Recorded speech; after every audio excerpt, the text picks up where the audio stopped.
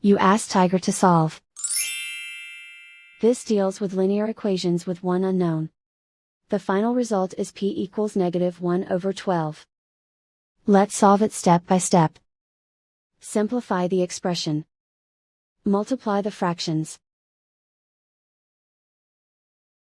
Simplify the arithmetic. Group all constants on the right side of the equation. Add 3/4 to both sides. Combine the fractions. Combine the numerators. Reduce the zero numerator.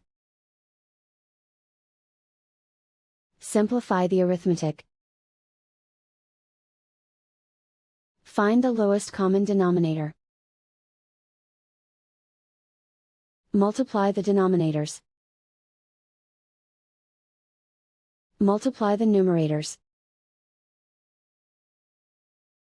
Combine the fractions. Combine the numerators. And so the final result is p equals -1/12.